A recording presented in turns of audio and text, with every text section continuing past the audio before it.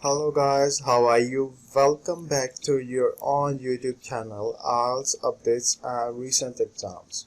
For more updates related to our recent IELTS exam writing task topics, listening, reading, practice test on daily basis.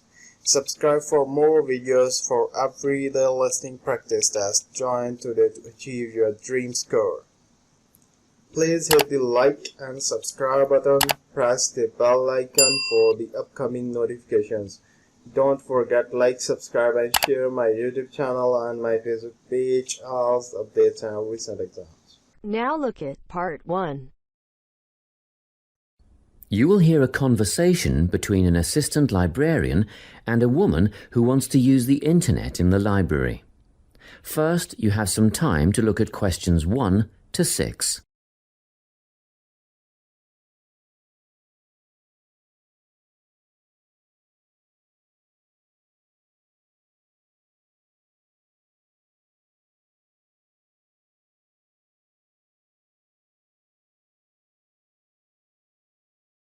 Now we shall begin. You should answer the questions as you listen, because you will not hear the recording a second time. Listen carefully and answer questions 1 to 6. Good morning. I'd like to register to use the internet in the library. Do you have a library card? Yes, I've been a member for 6 months, but I've never used the internet services before. No problem. Can I have your full name, please? Linda Jane Milton. So, Milton is your surname? Yes. And Linda, L-I-N-D-A? Well, no, actually, it's L-Y-N-D-A. Linda, Jane. And Jane isn't spelt J-A-N-E either. It's J-A-Y-N-E. Okay, got that. Thank you. Now, where do you live, Linda? Unit 15, 35 Maximilian Way. That's in Whitfield, right? I have a cousin who lives in that area. Yes, Whitfield. And the postcode is 7755. Not quite. You've got it round the wrong way. It's 5577. Whoops. Okay, moving on now. Do you work or are you at home during the day? Well, both actually. I work as a nurse, but I'm on permanent night shift. Oh, I see. In that case, we won't put down your home phone number because I'm sure you don't want to be disturbed when you're trying to sleep. Thanks. I appreciate that. You can always leave a message on my mobile if you have to contact me. I have it turned off when I'm sleeping, but I regularly check my voicemail for messages. And that number is? 0412 214 418. Good. Now I'll need to see some form of photo ID. Have you got something with you? Yes, just a minute. Here's my swipe card for the hospital. Thank you. I just need to make a note of the number. AZ1985331. Is that all you need? Just one more thing, your date of birth. But I can get that from the card. One moment. Look, I'm afraid you haven't copied it down correctly. I was born on the 25th September 1975. What have I written? Oh yes, I see it now. I've got the 25th of the 8th month, but that would make it August. Thanks for spotting the mistake. Before you hear the rest of the conversation, you have some time to look at questions 7 to 10.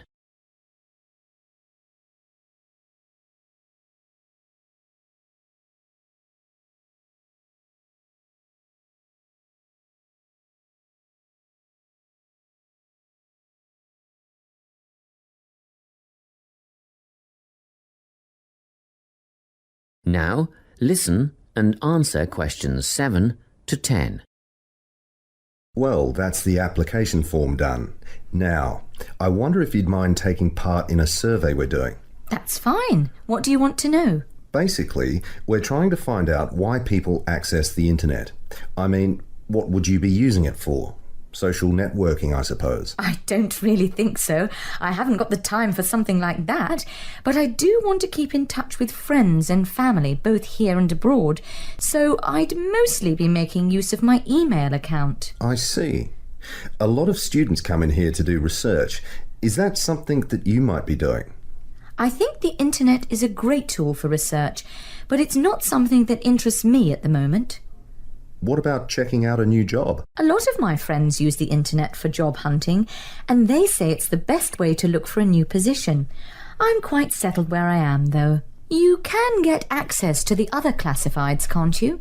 Trade and exchange, that kind of thing? Yes, and I'm told it's a very popular way of buying and selling these days. Well, I'll definitely be using it for that. Thanks a lot.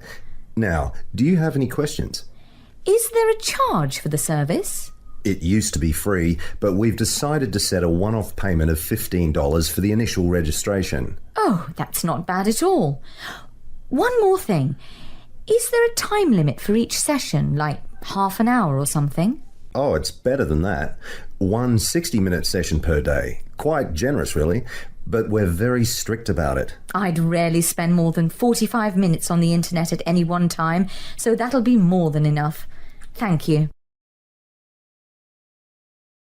That is the end of part 1. You now have half a minute to check your answers.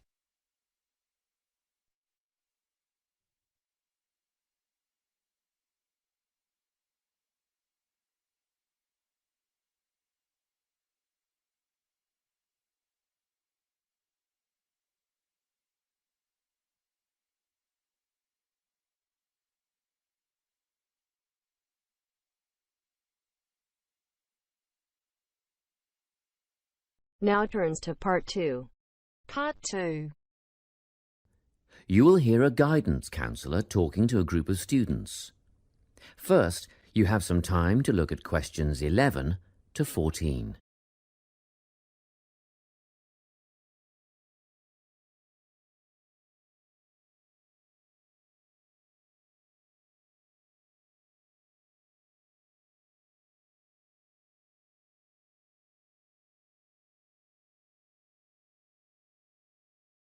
Listen carefully and answer questions 11 to 14.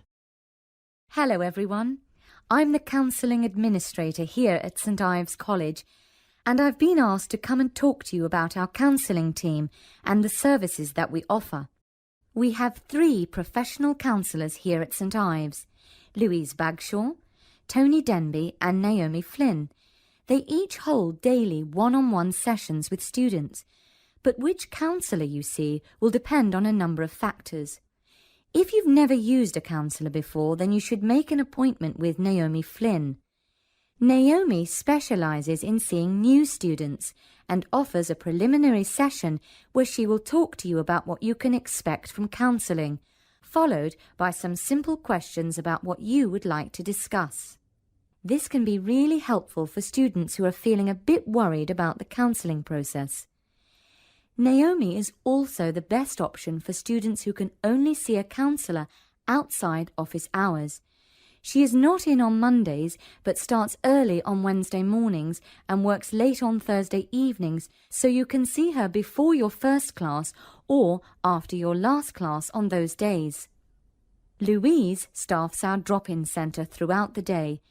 If you need to see someone without a prior appointment, then she is the one to visit.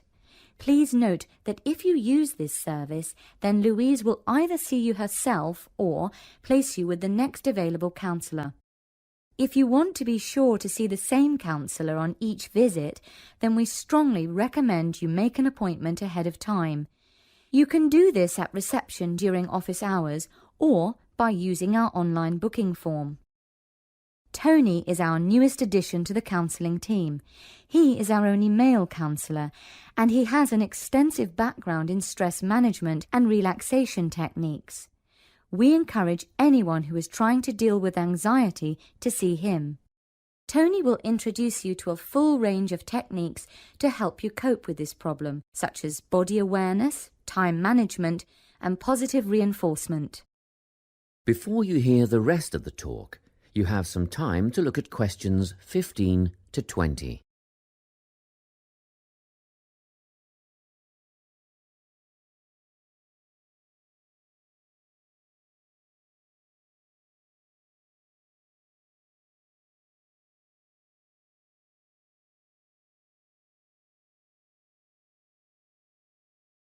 Now listen and answer questions 15 to 20.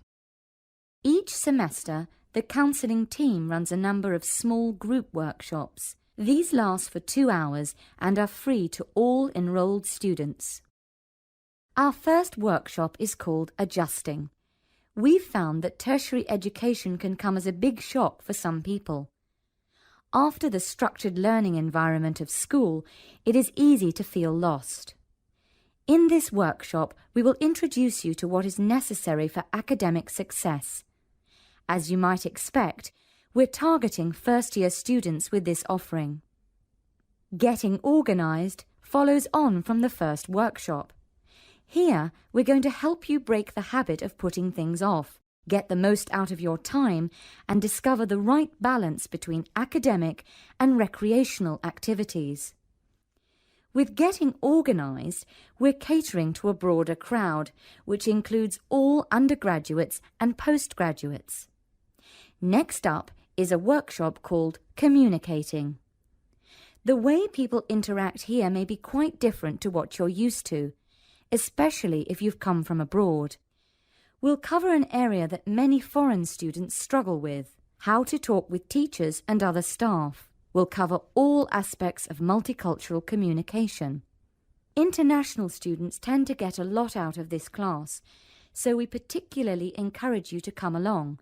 But I must say that sometimes students from a local background find it helpful too, so everyone is welcome. The Anxiety Workshop is held later on in the year and deals with something you will all be familiar with: the nerves and anxiety that come when exams are approaching. Many students go through their entire academic careers suffering like this, but you don't have to. Come to this workshop and we'll teach you all about relaxation and how to breathe properly, as well as meditation and other strategies to remain calm. We've tailored this workshop to anyone who is going to sit exams. Finally, we have the Motivation Workshop. The big topic here is how to stay on target and motivated during long-term research projects. This workshop is strictly for research students, as less advanced students already have several workshops catering to their needs. Well, that's it. Thanks for your time. If you have any questions or want more information about our services, do come and see us at the counselling service.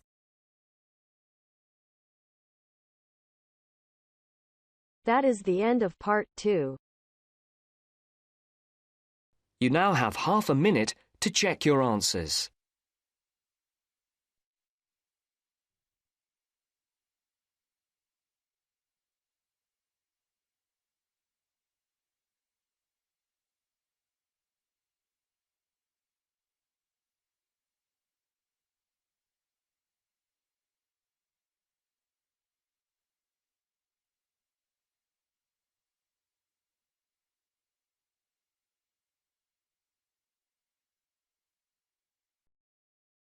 Now turns to part 3. Part 3. You will hear a conversation between a student called Mary and her tutor, Mr. Hadstone. First, you have some time to look at questions 21 to 25.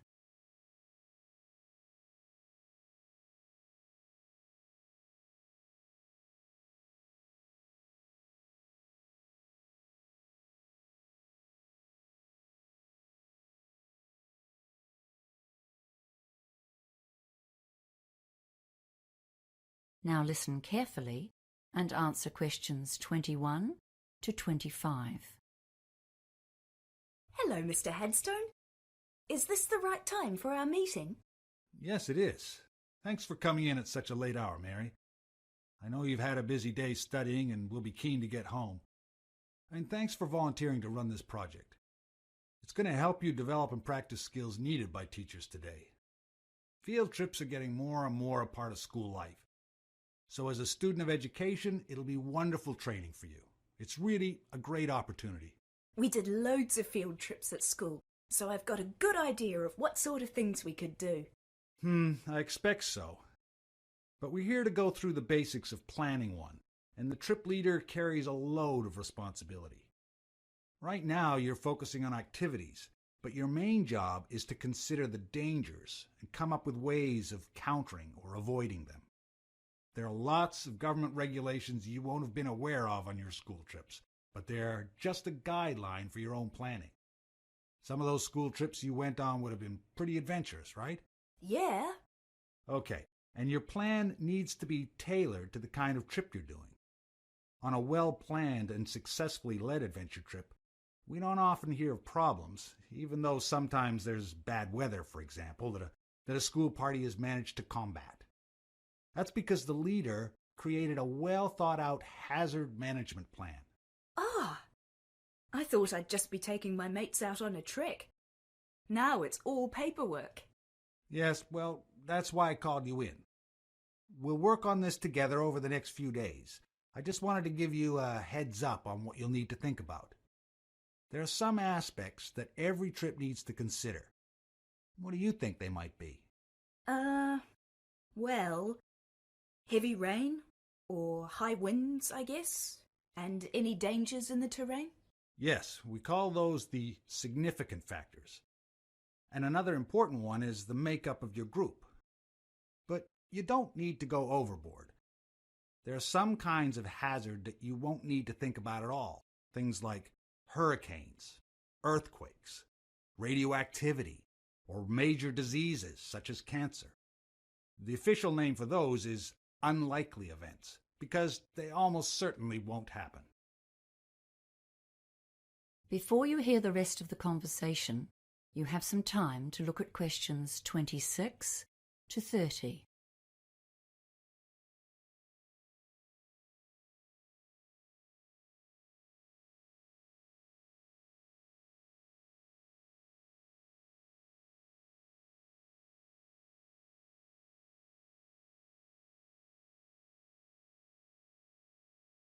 Now listen and answer questions 26 to 30.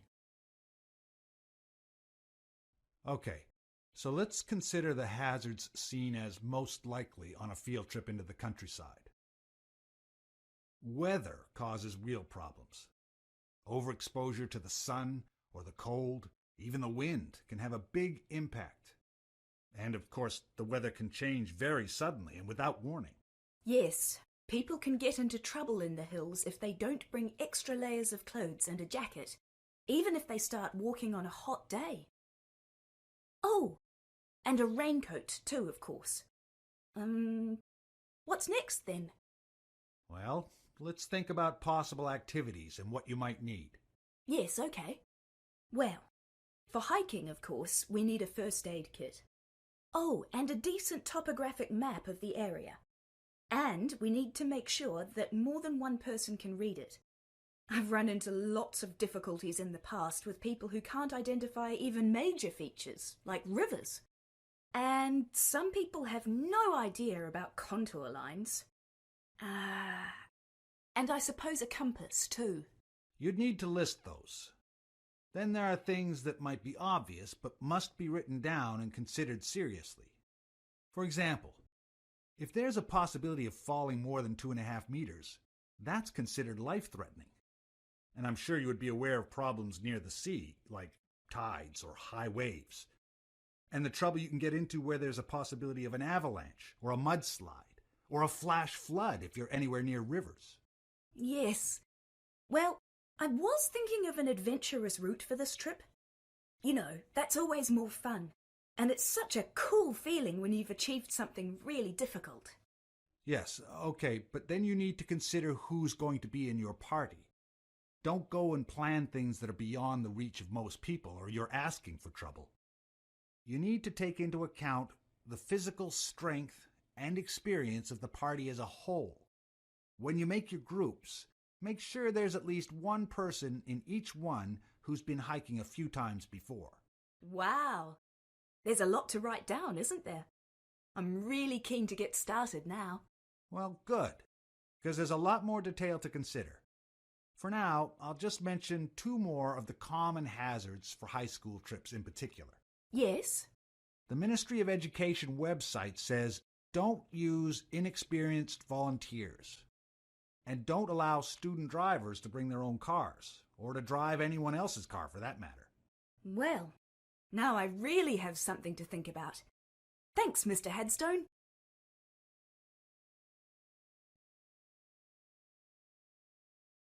That is the end of part 3. You now have half a minute to check your answers.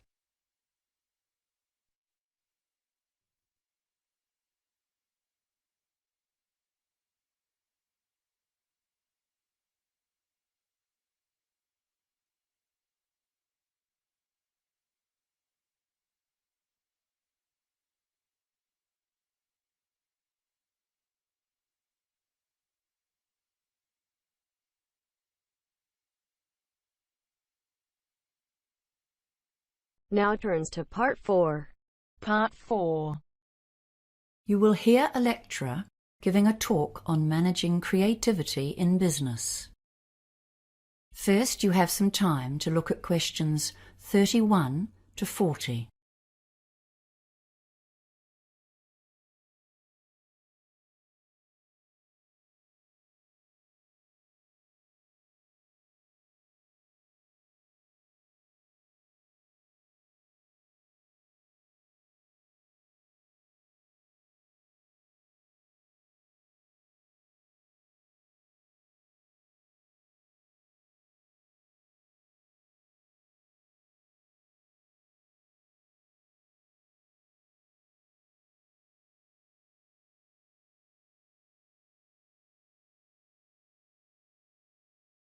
Now listen carefully and answer questions 31 to 40.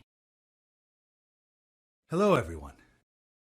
The topic of today's management lecture is managing creativity in your business. And believe me, this is one of the toughest tasks that any manager has to face. How do you lead and control the staff whose job it is to create new business and product ideas for you? They are the ones full of creativity and imagination, so they need to have a lot of freedom. After all, they are the people who are paid to come up with new ideas. Controlling staff who are at the forefront of innovation will be one of your most challenging tasks. After all, creativity implies freedom of thought and action. Management styles used to be different, especially in manufacturing. In the factory, staff would be told what to do and how to do it, with a watchful eye kept on them. In that setting, standardization was important for efficiency and product quality. Work could be exceptionally boring, and there was no place for individuality. Now, of course, robots have taken over many of the exacting, repetitive tasks. Nowadays, we employ far more people to generate business than to manufacture products. It's very competitive out there. Innovation. That's what our modern consumer craves. Successful companies have got the message. We need lots of new ideas. And now we employ bright young minds to come up with them. However, these ideas have to be implemented to make a change to our profits. So we have to find staff with entrepreneurial flair and be ready to listen to them and support them to follow through on their ideas. We need to supervise without stemming the flow of ideas or sending the brightest minds to work for the opposition. Creative people won't welcome us always looking over their shoulder and checking up on what they are doing. One of the most common ways that management handles this problem of keeping people working along company lines is by establishing achievement targets, like money earned, products developed, or clients gained. These targets are a useful guideline, but they have a downside. Young, enthusiastic staff will be very keen to meet these targets, and some of them might potentially use illegal means or behave unethically in order to meet requirements. For example, by offering bribes to gain sales, or making their sales numbers or earnings look higher than they are, or even threatening or criticizing other staff to get a job completed. Achievement targets are often linked directly to performance bonuses, and this can make a bad situation worse. So as you can see, the standard management techniques can create inherent problems both for the individual and for the company. More recent theorists suggest new tactics for managers. Robert Simons, writing in the Harvard Business Review, has added some new concepts to the thorny problem of encouraging creativity while maintaining a viable business. He suggests 3 control levers to assist in getting positive creative contributions from the workforce. Remember, this is the point. We want creativity, wild, vibrant creativity to compete in the marketplace. Yet we must be careful to keep people on track, sticking to our core business and maintaining the company's reputation. The first of his levers is getting the workers actively involved in the central ethos of the business. One of the most common ways to do this is to create a mission statement. But along with that, many businesses have some kind of motto, which summarizes their key idea. For example, the most durable tools in the world. Or perhaps, the customer comes first. Whatever it is, you'll want your bright minds to believe it and act on it. So Robert Simons suggests that it should be developed with staff input, letting them feel like part of the operation. After all, their jobs depend on it. A second lever was once described by Charles Christensen, professor at Harvard Business School, as the power of negative thinking. You can't continually instruct your creative minds on what they should do. They are meant to be inventing, leading, not following, and telling them what to do is counterproductive. But you can tell them what not to do, which potential products are not related to the company's objectives, or which strategies or behaviors are unacceptable. This is a tactical ploy to maintain the company's integrity. It's absolutely vital to establish boundaries to assist in controlling innovation without suppressing it. The third lever is basically sitting down with your crew to share ideas about the business. As manager, your duty is to stay abreast of the external factors such as who's competing in your market, how well is the company doing this month, and are you losing or gaining money? Is there some new product seducing your customers? This lever is called interactive control. This means you talk to your innovators and communicate honestly and clearly about your perceptions of what's happening in the market. You encourage them to share their ideas and make plans together for the future. That is the end of part 4. You now have half a minute to check your answers. Thanks for listening. God bless you all. Don't forget like, subscribe and share my YouTube channel and my Facebook page, IELTS Updates and Recent Exam. For everyday listening practice test, for more material visit my website www.ieltsupdatesandrecentexams.com. The link is also given below in the description. Please write your score below the comment section. And please like and subscribe my channel for more IELTS listening practice tests on daily basis. Again, thanks for listening. God bless you all.